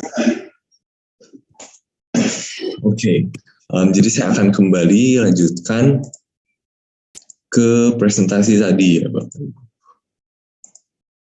Oke, ini adalah faktor eksternalnya tadi kita langsung aja deh. Itu faktor utamanya kita bahasa Inggris pasif karena biasanya kita lebih banyak belajar grammar ya gitu kalau di sekolah kan, jadi anak-anak memang lebih banyaknya diem nih kalau misalkan mereka diajak berbicara gitu, pasif banyaknya karena mereka takut berbuat salah biasanya. Dan juga kalau misalkan di kota besar dan kota kecil ada ketidakmerataan ya Bapak Ibu untuk akses pendidikan bahasa Inggris gitu. Yang berkualitas hanya di kota besar, mahal-mahal semua, tapi gitu. Jadi ujung-ujungnya tetap nggak bisa diakses oleh semua orang. Oleh karena itu, kita ini memberikan sebuah pelatihan bahasa Inggris gitu yang sangat-sangat terjangkau, di mana kita bekerja sama dengan Oxford University Press dan program kita namanya Teachcast with Oxford. Nah, keunggulan program kita tadi adalah listening and speaking gitu ya, mendengar dan berbicara secara aktif dengan gurunya dari Amerika. Gurunya ini live dan juga ini nggak nonton di YouTube gitu ya, tapi live conversation langsung dengan anaknya, jadi dua arah. Konten yang menggunakan Oxford University Press konten, kemudian guru Amerika kita sudah bersertifikasi TESOL gitu untuk mengajarkan anak-anak yang bahasa ibunya ini bukan bahasa Inggris. Kemudian konten kita ini lengkapnya dari TK, SD, SMP, dan SMA. Nanti untuk TK, SD, dan SMP itu akan disesuaikan dengan level mereka masing-masing gitu ya, disesuaikan dengan umur mereka masing-masing sesuai dengan standar Oxford yang kita miliki. Nah, ini adalah peta kemitraan di Indonesia gitu. Kita udah banyak sekali partner. Tadi pertama kita mulai di Unpar Manajemen dan kemudian berhasil dengan baik. Dan akhirnya kita pada tahun 2019 ini kerjasama dengan Yayasan Salib Suci di Sekolah Talenta gitu. Dan juga kemudian berjalan dengan sangat baik lagi. Kemudian di tahun berikutnya di Putra Nirmala di Cirebon. Dan juga di tahun berikutnya lagi, yaitu tahun lalu, Pastor Leo ini menginginkan banyak lagi nih sekolah yang sama-sama bisa belajar juga nih Teachcast with Oxford gitu. Kayak contohnya Santo Yusuf Jalan Jawa, kemudian juga ada juga yang di Sulaksana, ada juga yang di Ahmad Yani, ada juga yang di Karawang nih, Ignatius Slamet Riyadi dan juga Yosudarso. Gitu. Jadi Pastor Leo berkeinginan agar anak-anak kita ini bisa fasih untuk conversation bahasa Inggris. Dan juga ini adalah beberapa mitra kami di daerah-daerah lainnya. Nah, ini ada aplikasi yang nanti bisa diakses gitu. Ini adalah aplikasi yang bisa diakses, di download di Google Play Store. Dan juga ini nanti menggunakan kurikulum dari Oxford, CFR standar, aksesnya tanpa batas, 24/7. Kemudian sesi live-nya dengan guru kita dari Amerika gitu, sekali seminggu. Dan ada 4 keterampilan lainnya nih, selain listening and speaking, kalau anak-anak mau belajar secara mandiri, kita ada grammar, vocabulary, ada reading activities. Kemudian ada contoh tampilan dari application-nya, ada kurikulum, learning activities, checkpoints, kemudian juga ada teaching session-nya. Dan juga setiap kehadiran siswa akan tercatat di dalam sesi kami sebagai sistem. Kemudian kita pun ya bisa diakses nanti semua aplikasi ini, baik itu di website dan juga di application, itu bisa menggunakan laptop, smartphone, tablet, iPad, dan juga iPhone. Dan kita juga nanti akan berikan nih Oxford Dictionary gitu ya, Kamus Oxford. Itu nanti baik itu hard copy maupun soft copy, itu nanti ada American pronunciation, ada juga British pronunciation. Itu tinggal dipilih aja nih, misalkan anak-anak lebih sukanya yang mana. Itu kemudian kita ada visual aid, grammar tips, dan lain-lainnya juga nih di kamus gitu. Jadi langsung ke teknisnya lagi, nanti anak-anak langsung registrasi karena tidak ada placement test untuk anak-anak TK, SD, SMP ya, tapi untuk jenjang SMA dan UNIF ada placement test gitu. Nah, kemudian setelah registrasi ini langsung masuk ke 12 kali pertemuan dengan guru dari Amerikanya gitu. Dan kemudian nanti ada 6 quizzes yang bisa dikerjakan juga nih di aplikasi. Kemudian ada ujian tertulis juga di aplikasi. Kemudian juga ada 12 kali lagi nih pertemuan dengan guru di Amerikanya. Kemudian di akhir ada oral test gitu, dimana nanti yang paling menarik adalah setiap anak ini kebagian satu persatu ngomong dengan guru di Amerikanya. Dan nanti terakhir ada graduation. Itu total pertemuannya 28 kali pertemuan, di mana satu kali pertemuannya 50 menit gitu ya dimaksimalin. Minggu 1 sampai 24 adalah lessons, minggu ke-25 sampai ke-28 adalah oral test gitu. Di mana satu persatu nanti diinterview dengan guru di Amerikanya. Dan kemudian ada sertifikat yang akan kita berikan ke anak-anak setelah mengakhiri satu level gitu ya, dan seluruh sesuai dengan standar yang kita tentukan. Dan juga kita akan berikan raport nantinya ke anak-anak juga ya gitu, supaya nanti anak-anak bisa dievaluasi juga gitu. Dan yang menariknya dari sertifikat ini adalah nanti setiap database anak ini akan diterapkan di dalam database kita sebagai grup. Jadi diharapkan nih kalau misalkan anak-anak beberapa tahun depan gitu ya ingin mencari ke universitas yang lebih baik ataupun misalkan ingin bekerja di tempat yang lebih baik gitu ya, ini diharapkan sertifikatnya dapat mensupport mereka gitu. Nah mungkin banyak yang bertanya-tanya nih, kayaknya harganya mahal banget gitu ya, dengan tadi gurunya ini dari US, kemudian juga konten dari Oxford gitu kan, kemudian dapat aplikasi juga, dapat dictionary juga, kemudian di akhir dapat report dan sertifikat juga, bahkan kita akan taruh equipment juga nih di kelas apabila dilakukan ke seluruh anak-anak gitu ya. Berapa sebenarnya yang harus dibayarkan nih per siswa gitu. Jadi sebenarnya kalau dibagi ke per bulan, satu anak hanya perlu membayarkan 83.000 per bulan aja gitu, itu 12 kali cicilan.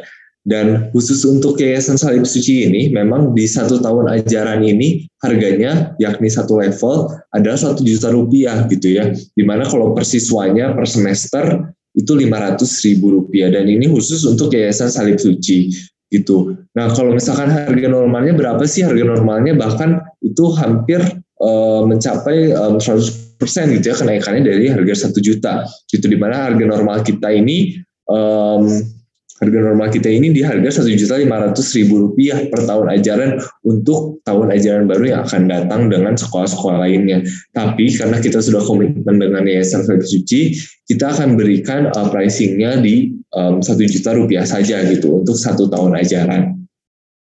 Dan juga nanti dibutuhkan biaya registrasi untuk tahun pertama aja gitu untuk anak-anak yang mendaftar hanya Rp100.000. Di satu levelnya ini 2 semester, itu berlangsung selama 1 tahun ajaran, dan kemudian total minggunya ada 32 minggu, di mana 1 minggunya, 1 kali pertemuannya 50 menit gitu ya, 24 minggu dengan guru dari Amerikanya, 4 minggu oral test, dan 4 minggu cadangan nih, jaga-jaga kalau misalkan mati listrik, atau enggak ada remedial, kalau misalkan ada beberapa anak yang misalkan perlu make up test, kalau misalkan nggak lulus gitu ya. Jadi kalau misalkan kita jujur-jujuran nih, dengan harga Rp83.000 per bulan per siswa, kayaknya kalau dibandingin dengan kursus-kursus yang ada di daerah Bandung gitu ya, kayaknya udah nggak sebanding banget, dimana kan kalau misalkan per siswa per bulan mungkin harganya udah jutaan, bahkan kalau di Jakarta setahu saya hingga puluhan juta rupiah gitu ya untuk harganya, udah benar-benar mahal-mahal sekali gitu ya. Dan kita ini pengajarnya pun bukan pengajar orang lokal, tapi pengajarnya adalah guru kita dari Amerika yang juga sudah bersertifikat TESOL gitu ya, sudah tahu caranya mengajarkan anak-anak ini kayak gimana sih sesuai dengan level usia mereka masing-masing gitu. Dan juga kita pun ngajarinnya bukan grammar, tapi kita ngajarinnya conversation yang notabene pasti jauh lebih mahal gitu.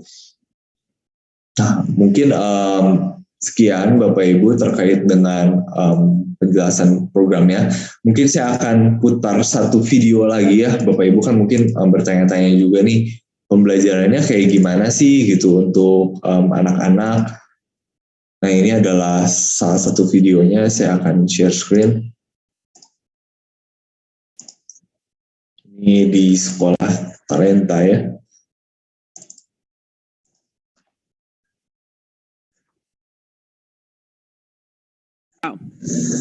This is the game I made, and now I'm going to give you clues. So you ready? Here we go. Guess the picture. Here we go. Ready? Something you wear made out of different materials goes around your head or neck. Yes, Michelle, good job. Yes, you guys got it. Good job. Good job. Okay, a scarf. Excellent. Okay, here we go. Now you guys are going to get it. Okay, next one. Here we go. This is also something you wear. This is also made out of different materials. Necklace. No, but close, because the last clue is you wear it on your wrist. Bracelets. Very good. All right. A bracelet. Very good. Here we go. Next one. All right.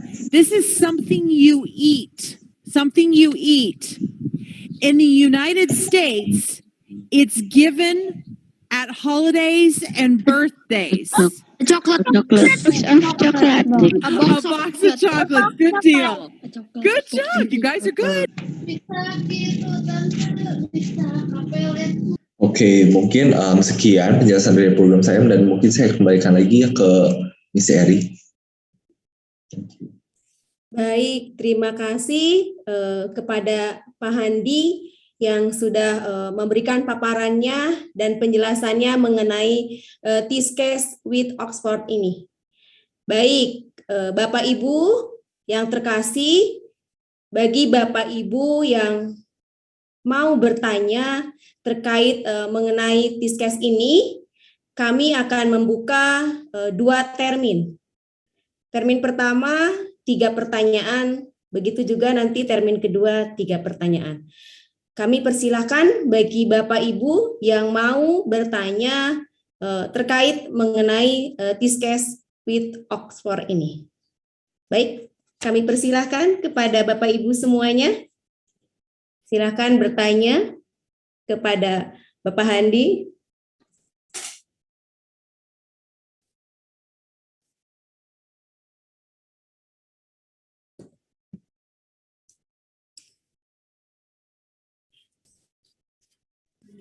Selamat malam Ibu, ini saya dengan Ibu Lisa. Maaf saya nggak buka video kan lagi di jalan. Oh baik, Ibu Lisa. Ya, saya mau menanyakan mengenai program yang Teach Case tadi.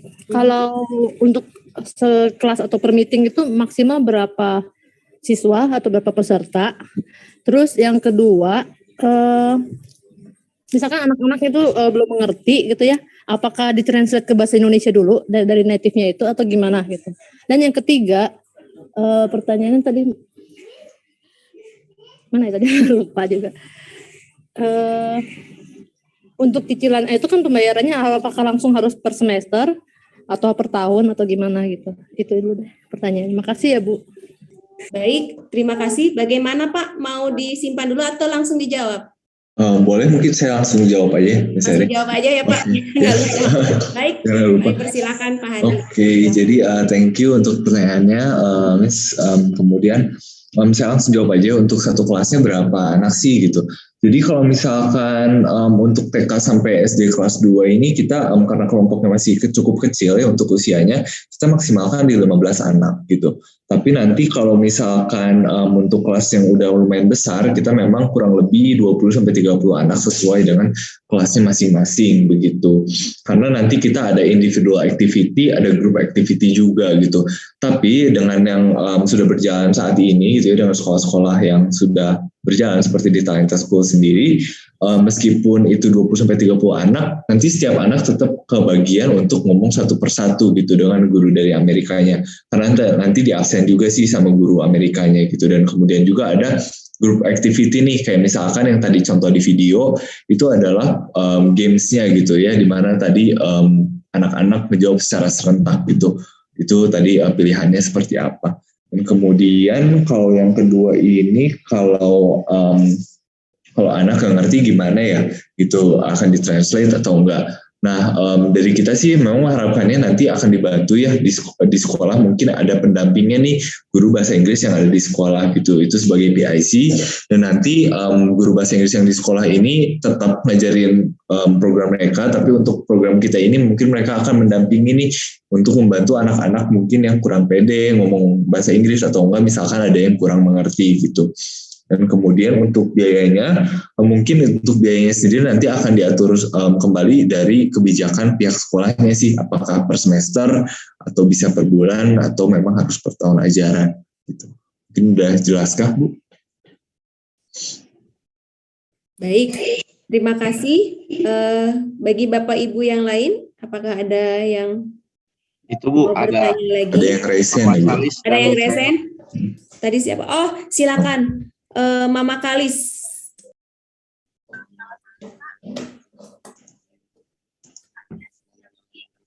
Mama Kalis, suaranya ya? Kedengeran nggak, Bu? Ya, lumayan. Udah, cukup. Jadi, sistem pembelajarannya sendiri seperti apa ya, Bu? Pak, karena gini pengalaman saya, anak saya les bahasa Inggris, terus kebetulan pas lagi pandemi, tiba-tiba dia kan jadi online ya, via Zoom kayak gitu, atau via sistem yang digunakan di tempat lesnya. Dan yang saya alami, perkembangannya tidak sesuai dengan yang saya harapkan gitu. Nah, kalau ini nanti sistem pembelajarannya sendiri seperti apa? Kemudian, kita dapat apa? Apakah dapat handout atau apa untuk pembelajaran di tempat Bapak? Atau cuman gurunya aja yang ngajar, udah selesai gitu ya? Atau memang si anak-anak itu nanti akan dikasih handout untuk mereka bisa pelajari dulu sebelum misalnya lesnya mulai kayak gitu. Terus, nah sertifikatnya sendiri akan dikeluarkan per semester atau bagaimana? Itu aja sih pertanyaan saya. Terima kasih. Oke, langsung jawab ya, Miss Eri. Ya, silakan. Untuk sistem pembelajarannya kayak gimana? Jadi benar banget kita online ya Bu, gitu. Untuk gurunya tetap dari Amerika menggunakan Zoom gitu. Tapi sebenarnya sih kita harapin nanti kalau misalkan ini kan kita memang mengadakan sosialisasi ini, kita ingin melihat animonya dulu gitu dari para orang tua. Apabila misalkan nanti ternyata banyak peserta yang mengikutinya, mungkin kita akan taruh equipment di sekolah gitu. Jadi anak-anak meskipun belajar Zoom, tapi nanti di sekolah gitu, bareng-bareng sama teman-teman yang lain. Jadi nanti anak-anak melihat ke proyektor gitu, ada guru Amerikanya, nanti dari kita sediain tuh dari internet, mikrofon, kemudian juga dari speaker, kemudian juga dari mini PC-nya gitu ya, supaya nanti terfasilitasi tuh anak-anak, dan juga mikrofonnya kita pun itu mikrofon Bluetooth, jadi nanti anak-anak nggak perlu teriak-teriak juga nih kalau misalkan mau ngomong sama guru ya dari US. Tapi itu kembali lagi kita harus melihat dulu nih kalau misalkan banyak yang akan ikut, mungkin kita bisa implementasikan di sekolah. Tapi kalau misalkan sedikit yang ikut, mungkin kita harus melakukan by Zoom seperti saat ini gitu ya, seperti yang tadi di contoh video. Kemudian untuk handout-nya kayak gimana? Jadi kita ini ada aplikasi yang nanti bisa diakses di rumah gitu, bagi setiap para siswa ataupun peserta gitu ya, nanti bisa belajar secara mandiri juga gitu. Jadi misalkan kalau udah di kelas pertemuan kedua, sebenarnya di aplikasinya itu ada self study lesson namanya, di mana itu adalah pembelajaran mandiri untuk yang pertemuan keduanya gitu. Jadi kalau misalkan anak-anak ada yang ngerasa ketinggalan, itu bisa belajar lewat situ lagi gitu. Dan juga kita ada kuisnya juga yang bisa dikerjain itu ya. Kuisnya juga nanti bisa direview juga nih kalau anak-anak udah ngerjain gitu, yang bener yang mana, yang salah yang mana. Selain itu juga ada video on demand juga sih nanti yang bisa ditonton oleh anak-anak gitu. Kemudian sertifikatnya keluarnya per semester atau per level. Sertifikatnya ini keluarnya per level ya Bapak Ibu gitu. Jadi 1 tahun ajaran baru keluar sertifikatnya. Dan mungkin saya akan share screen-nya, ini contoh dari mock-up report kita yang terbaru ya. Nah, ini adalah report card kita. Jadi selain dapat sertifikat, ini ada report card-nya, ada nama, kemudian levelnya di mana, kemudian kehadirannya sering atau tidak, itu partisipasinya di kelas aktif atau enggak, misalkan anak ini. Kemudian ini yang dikerjakan di application-nya gitu ya, atau di website-nya nanti ada kuisnya. Ini kuis dari topiknya, ada berapa macam nih, ada nilainya, skornya, kemudian ujiannya hasilnya berapa yang tertulis, dan yang tadi nih oral test 1 per 1 di akhir pembelajaran ini nanti ada objektifnya nih, misalkan anaknya disuruh untuk perkenalan diri. Nah nanti ketahuan nih anaknya pass atau fail misalkan dari kira-kira dari si gurunya ini. Kemudian juga kalau misalkan anaknya penggunaan tenses gitu ya, kira-kira udah benar atau salah gitu, ini nanti dinilai juga. Jadi ada beberapa yang dinilai, kemudian nanti juga dari misalkan percakapannya gitu, ke pelafalan anak-anak, speednya kayak gimana, cepat atau enggak, terus PD-nya kayak gimana, fluency kayak gimana, dan lain-lainnya ada di sini. Dan nanti untuk teacher-nya juga, guru kita pun ngasih komen gitu ke anak-anak. Jadi misalkan, oh ternyata anak ini udah cukup pede nih, percaya diri, tinggal dilatih lagi dalam ininya gitu, misalkan dilatih lagi dalam grammarnya untuk diperbaiki sedikit-sedikit gitu. Jadi ini adalah contoh dari mock-up report-nya, dan report ini pun kita berikan per akhir tahun ajaran ya, per 1 level gitu. Baik, terima kasih Hadi. Ada lagi yang mau bertanya dari Bapak Brep ini? Baik, silakan Bapak Brep. Ya, terima kasih. Selamat malam. Malam. Sekedar bertanya, apakah Teachcast Oxford ini bagian dari program studi Slamet Riyadi atau bagaimana untuk ke depannya? Maksudnya dalam mata pelajaran bahasa Inggrisnya nanti dilayani dari Teachcast Oxford ini atau bagaimana ya? Atau ini di luar seperti kursus gitu? Apakah kayak bimbel atau bagaimana? Gitu. Terus kalau memang itu bagian dari program studi, penilaiannya nanti kayak gimana ya? Apakah dari nilai dari Oxford-nya gitu langsung atau dari Slamet Riyadi gitu? Karena kan nggak bisa ditutup kemungkinan ya, Indonesia ini kan masih memandang nilai, bukan kemampuan gitu. Karena kalau kita Indonesia ini mau dari Sabang sampai Merauke tetap mau pekerjaan model apa, tetap yang dilihat nilai dulu, baru perkembangan. Kalau nilainya oke, kita nggak tahu perkembangan seperti apa, tapi semua berdasarkan penilaian dulu. Saya, apakah ini bagian dari program studi atau di luar program studi dari Slamet Riyadi? Gitu maksud saya. Terima kasih, Pak. Ya, oke. Thank you Bapak Brev untuk pertanyaannya. Jadi kembali lagi ya Bapak Ibu, sebenarnya kalau program ini di sekolah-sekolah yang udah kerja sama kita kayak di Talenta ataupun sekolah-sekolah lainnya gitu ya, ini masuknya ke dalam program studi di mana ini udah wajib ke seluruh anak gitu. Tapi kembali lagi kita ingin melihat dulu nih animo dari para orang tua, para anak-anak di Selamat Riyadi di sini gitu ya. Apabila memang banyak yang mendaftar, nanti mungkin akan bisa dimasukkan ke dalam program studi gitu. Dan kemudian kalau misalkan sedikit yang mendaftar, mungkin kita akan cari cara untuk jadwalnya ini mungkin di luar jam pelajaran gitu ya. Mungkin setelah finish school-nya gitu. Dan kemudian tadi untuk penilaiannya bagaimana? Tadi penilaiannya ini memang dari guru kita di Amerika dan dari sistem kita gitu. Jadi guru yang ada di sekolah dari Selamat Riyadi ini untuk guru bahasa Inggrisnya cuma mendampingi anak-anak aja gitu. Tapi penilaiannya tetap dari program yang kita gitu untuk conversation-nya. Mungkin itu Bapak Brev. Thank you. Oke, terima kasih. Ya, thank you Pak. Baik, kepada Bapak Ibu yang lain, apakah masih ada yang mau ditanyakan terkait this case with Oxford ini? Mangga. Bapak mau tanya sedikit. Baik, Bapak Sandra, silakan. Selamat malam Pak Handi dan juga Ibu Eri dan juga teman-teman semua, Ibu guru. Selamat malam Pak. Maaf, ini hanya cuma mau tanya begini. Kita ini dengan Oxford ini kan, dengan Amerika ini kan ada selisih waktu itu kan kurang lebih 12 jam. Ya, betul. Ada selisih waktu 12 jam. Misalkan kalau kita di sini katakanlah jam 10 pagi, berarti di Amerika itu kan masih jam 10 malam ya. Nah, apakah nanti misalkan kalau ini terjadi, itu apakah anak-anak ini kan, mereka ini kan masih belajar reguler di sekolah ya, reguler artinya secara online.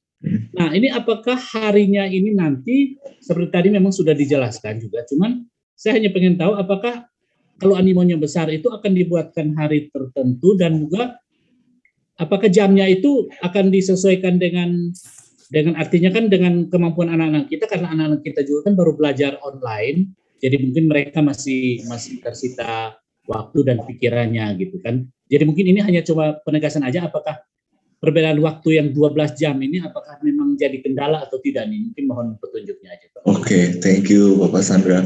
Jadi untuk perbedaan 12 jam ini sebenarnya tidak menjadi masalah ya Bapak Ibu gitu, karena memang guru-guru kita ini sudah siap gitu untuk ngajarin anak-anak. Bahkan kalau misalkan nih kebanyakan kita kan masuknya kalau di sekolah-sekolah tuh masuk ke jam sekolah gitu, jam 8 pagi, jam 9 pagi. Kadang kalau ngajarin guru-gurunya pun jam 2 siang gitu ya, setelah guru-guru beres ngajar. Kalau jam 2 siang berarti di sana kurang lebih sekitar jam 1 subuh gitu. Tapi memang itu udah tugas dari mereka gitu. Jadi itu nggak jadi masalah juga sih untuk perbedaan 12 jam gitu. Thank you Pak. Baik, terima kasih Bapak Sandra. Dari Bapak Ibu yang lain, apakah masih ada yang mau ditanyakan terkait program TISCAS ini?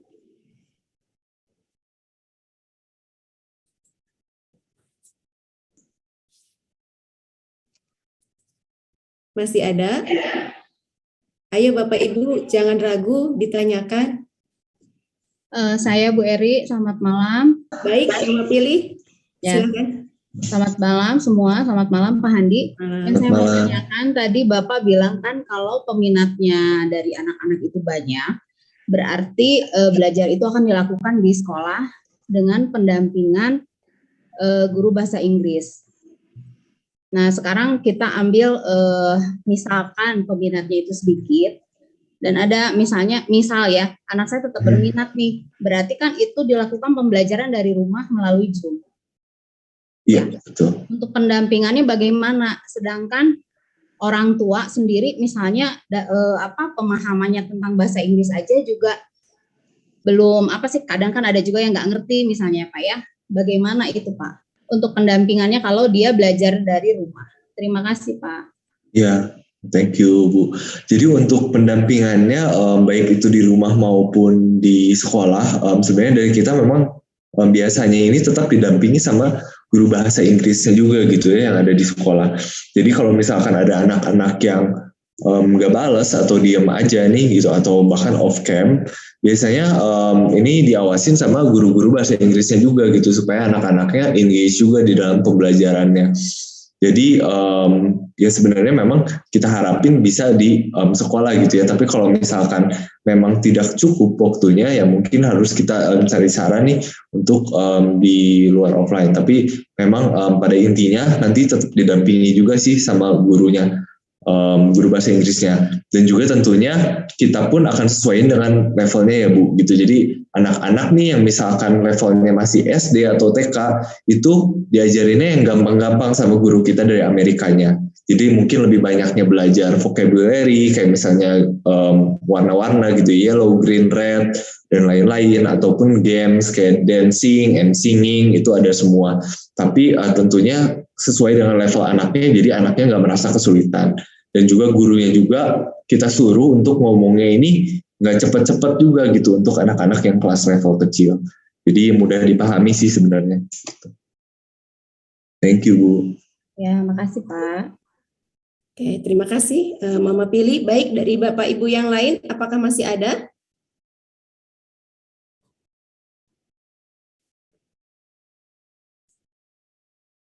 Masih ada Bapak Ibu?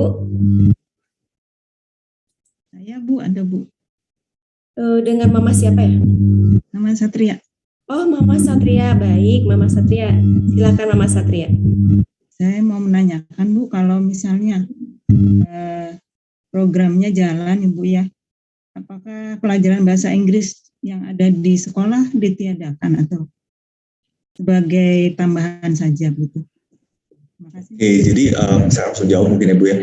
Jadi untuk program bahasa Inggris yang ada di sekolah ini tetap ada gitu. Kita tidak ingin menggantikan program bahasa Inggris yang di sekolah gitu. Jadi untuk program kita ini 1 jam tambahan aja nih untuk conversation-nya. Jadi guru-guru yang sekolah tetap ngajarin di grammar, reading, writing. Bahkan kalau misalkan mau latih-latih anak supaya berani conversation pun boleh-boleh aja. Tapi kita sebenarnya untuk suplemen tambahan aja supaya anak-anak nggak cuma belajar menulis aja, tapi mereka belajar untuk percakapannya. Itu sih. Terima kasih Pak. Ya, thank you Bu. Terima kasih Mama Satria. Dari Bapak Ibu yang lain? Tidak ada? Atau masih ada? Malam, Bu. Oh, baik, Mama Luis. Selamat malam, Mama Luis. Baik, silakan. Saya mau nanya, program ini kan seperti les ya, Bu. Apakah misalkan apa ya? Saya dulu pernah langganan aplikasi yang lagi viral itu yang Monkey Story ya.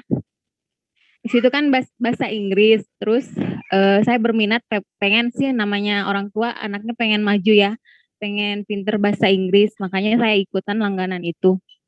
Nah, kalau misalkan ini programnya cuman jadwalnya cuman sekali seminggu kah atau gimana gitu? Kalau misalkan cuman sekali seminggu, apakah sistemnya seperti Zoom? Maksudnya? Apakah ada aplikasi yang bisa misalkan diajarin kayak Monkey Stories gitu? Kayak Monkey Stories kan ada ceritanya, ada itu, cuman kelemahannya itu dia nggak ada translate-nya. Jadi si anaknya cuma diajarin bahasa Inggris doang, nggak ada bahasa Indonesianya, dan kita sebagai orang tua juga mau ngerti juga bingung mau gimana ya? Paling gitu aja, misalkan kalau misal ada aplikasinya atau gimana gitu sistemnya kayak Zoom gitu. Ya, jadi kalau misalkan pembelajaran yang utamanya ya Bu, tetap melalui Zoom gitu ya. Jadi gurunya hadir di Zoom, kemudian nanti anaknya di absen satu persatu, ditanyain satu persatu, ada juga di main games gitu, main yang lain-lainnya gitu ya. Tapi kalau misalkan anak-anak ingin belajar secara mandiri, kita ada aplikasinya gitu. Nah, aplikasinya itu bisa dikerjakan atau dipelajari di rumah secara mandiri. Jadi kalau misalkan memang betul nggak ada bahasa Indonesia juga untuk aplikasi kita, tapi ada namanya di situ pilihannya self-study lesson gitu contohnya. Jadi ketika diklik nanti itu anak-anak belajar secara mandiri gitu. Misalkan ada tulisan atau kayak misalkan yang gampang ya, ada misalkan giraffe gitu. Nah itu nanti ketika diklik nanti akan muncul sound giraffe. Nah anak-anak disuruh untuk ikut ngomong gitu sesuai dengan percakapannya kayak gitu. Kemudian terus di next lagi. Nah ketika di next misalkan ada soal lainnya nih kayak misalkan ada yang kosong-kosong terus ada gambar sepeda gitu. Nah ini yang kosong-kosong ini diisinya apa? Misalkan bicycle tapi pada hilang E-nya semua. Kayak gitu sih Bu. Gitu. Kemudian next lagi ada soal lagi berikutnya. Jadi kita juga selain program utama ada aplikasi yang bisa anak akses secara mandiri juga sih. Gitu. Ya, terjawabkah Mama Luis? Ya. Terima kasih Pak. Ya, thank you. Baik, sudah terjawab ya Mama Luis ya. Terima kasih. Bapak Ibu, jika ada yang mau ditanyakan lagi, mangga. Jika tidak ada atau ada sesuatu yang mau Bapak Ibu tanyakan terkait mengenai Tiskes ini, Bapak Ibu nanti bisa bertanya langsung kepada sekolah atau nanti kepada wali kelasnya masing-masing. Itu Bapak Ibu, terima kasih kepada Bapak Handi yang sudah memberikan pemaparan terkait Tiskes with Oxford ini. Semoga dari Bapak Ibu semua animunya banyak sehingga program ini bisa terlaksana ya Miss Sondang, Bu Wati, bisa terlaksana di sekolah kami khususnya di komplek Selamat Riyadi Kebon Kangkung. Semoga Bapak Ibu semua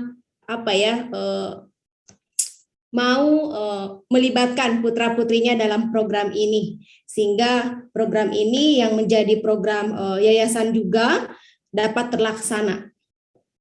Itu terima kasih. Atau mungkin ada tambahan lagi dari Ibu Wati atau dari Miss Sondang?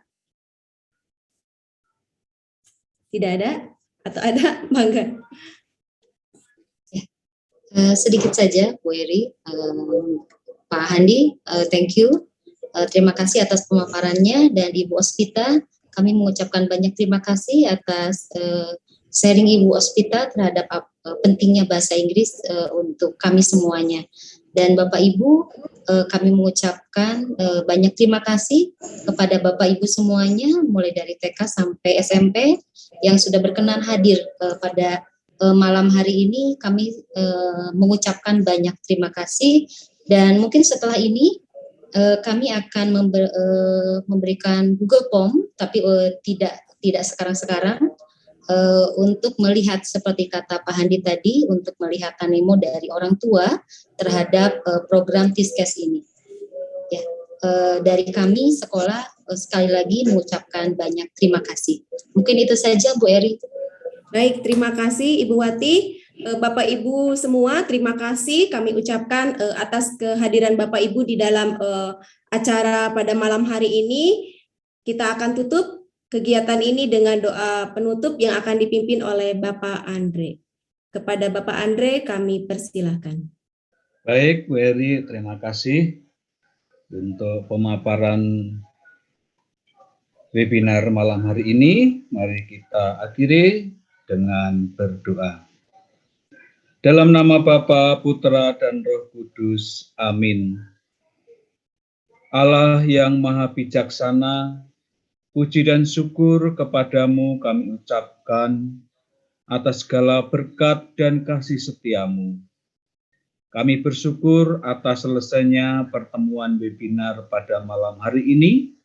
Semuanya bisa berjalan dengan lancar. Semoga webinar ini menambah wawasan dan pengetahuan bagi kami dalam mengembangkan pendidikan dan juga demi anak-anak kami, sehingga anak-anak kami mampu tumbuh dan berkembang menjadi pribadi yang tangguh dan mampu menyikapi masa depannya lebih baik lagi, sehingga dengan perkembangan sesuai dengan perkembangan zaman. Engkau sendiri yang telah berkenan mendampingi kami, baik Bapak Ibu orang tua, para narasumber, dan juga Bapak Ibu guru dalam kegiatan webinar malam hari ini.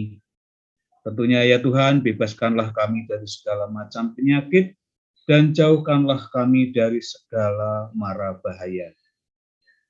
Bapak yang makasih, semoga hasil webinar ini sungguh dapat membawa kesegaran dan pembaharuan bagi kami, sehingga kami semakin mantap dalam mendampingi anak-anak menuju masa depan yang lebih cemerlang. Bapa yang Maha Kasih, sebentar lagi kami akan undur diri dari ruang Zoom ini. Berkati kami semua dalam istirahat malam ini. Dalam nama Tuhan Yesus, Putra Roh Kudus, kami mengaturkan ucapan syukur. Amin. Kemuliaan kepada Allah Bapa, Putra, dan Roh Kudus, seperti pada permulaan, sekarang, selalu, dan sepanjang segala abad. Amin. Terpujilah nama Yesus, Maria, dan Santo Yosef, sekarang dan selama-lamanya. Amin. Dalam nama Bapa dan Putra dan Roh Kudus. Amin. Terima kasih Pak Andre, terima kasih Bapak Ibu semuanya yang sudah hadir. Terima kasih Pak Handi. Ya, terima kasih. Semoga program ini terlaksana ya Pak. Terima kasih. Semoga animo dari orang tua juga luar biasa nanti. Terima kasih. Selamat malam, selamat beristirahat. Mama Papa semuanya. Terima kasih Bu Eri, Bu malam semua. Terima kasih. Sehat selalu, Pak. Terima kasih Bapak Ibu semua. Ya, silakan. Terima kasih.